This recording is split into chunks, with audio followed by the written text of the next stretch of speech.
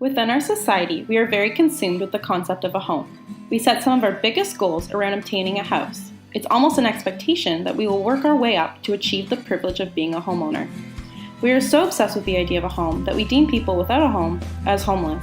There are 14,072,075 primary household owners within Canada and 535,500 primary household owners within the Ottawa area. There are also approximately 30,000 Canadians that are labeled homeless. Why does this bother us so much? Why does it matter so much to us that we feel we can label people to a physical object? What is our understanding of a home? If one looks into the dictionary, the answer would come out to be the place where one lives primarily, especially as a member of a family or household. However, for anyone who has had an actual home, they would know that this term goes much beyond its concrete description. It's not just a shelter. In the world, the home isn't just a static thing. It represents our status, relationships, security, and resources. Our home creates an image of us to the rest of the world. We see a homeless person and understand that while they don't have a home in the literal sense of a shelter, they're also lacking a home in the sense of security, status, and resources. Whether we like to admit it or not, we assume a lot based on the state of someone's living conditions. We see a big house and assume that the person is rich, or a small rented out apartment and assume that the person may be living there because of lack of income or poor life choices. While this may sound harsh, we all do it in some way. A home is a way for us to show the rest of the world what stage of life we are at. It's a part of our self-definition. To me, as a person who can easily consider themselves a homebody, I have a very personal attachment to the word home. It's not something of any material value or any physical image. It's simply a feeling that has been created for me through a lifetime of memories that I see a part of the physical structure of my home. A house isn't just simply a house. It is not only built by bricks or wood, but through the characteristics and personalities that are able to pervade within the atmosphere of a home. As humans, we have this subconscious relationship with the idea of a home. Not only is it a very real place, but it is also a symbol. We have this psychological image of what a home is. Ask a child to draw a home, and they will likely draw a square with a triangle on top. While there's this physical image that we associate the word home with, there is also a deep feeling that gives us a place to belong to.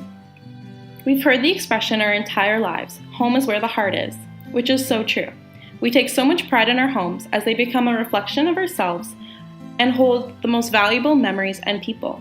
As people, we have this sense or need to belong to something, and a home gives us that rightful place. Something as simple as moving to a new house can be so hard as it sometimes means having to pack up your entire life. Home shapes our identity as it plays a key role in how we grow. It shapes where we go to school, our social groups, our careers, our families. We build our lives based on where we build our homes. The Western definition of a home is a very different perspective than how the rest of the world sees it. We are so lucky to live in a society where the word home to us is more than just a shelter. Most of the world isn't that lucky, and we take advantage of the fact that we are able to live in a place that is so personal to us. A person living out of a tent in Ottawa may be considered homeless here, but to a person living in a third world country, that would be similar to their understanding of a home. Each culture has been raised with different traditions and expectations that define the way a space is seen. We tie the way we see and use space to our personal experiences. Different cultures have different historical values, religious values, family values, and routines that define a way a home functions and what matters most within that home. Each culture may have different ways of using a space, but we all have this understanding that our home is a place that we can all belong to. While it may not be as personal of a space that we take for granted here within Western culture, all cultures have this understanding that a place holds meaning as it carries memories, values, and is where we build our lives. We also build our lives within the communities that surround our homes. While a community is also a physical space, just like a home, it is built up by so much more than just its location. The word can be defined by a group of people living in the same place or having a particular characteristic in common. This definition doesn't indulge deep enough into the meaning that a community plays in everybody's lives. To me, community is another way that we feel we belong within society. It gives us a place and a purpose. We each have our own role to play within the various communities that we belong to, and it's our job to provide that. I see it as very important to reach out within our communities, as being a part of a community allows for us to build relationships and grow together. As human beings, we should be wanting to reach out to better the circle we belong to. Community provides an incredible sense of security. When something goes wrong in society, it becomes very quickly obvious how we can come together as a community and build each other back up. Community allows for support. Think back to horrific historic events such as 9/11, where the whole world's heart broke. All kinds of various communities and groups of people formed to care for one another. Even within smaller events like the recent tornado, Ottawa came as a community to get everybody back on their feet. Community creates a place of unison and inclusion. While we do a very good job of coming together in times of need, we struggle to remember day to day the resources we have right in front of us. We live very fast-paced and focused lives. We all struggle to reach out past ourselves sometimes. This is a big difference within our Western world and the rest of the less developed world. Community to third world countries is all they sometimes have. Many third world countries are heavily integrated in the community of religion, something that we, as a Western culture, have stepped further away from. Different cultures focus more on which communities play a larger role within society.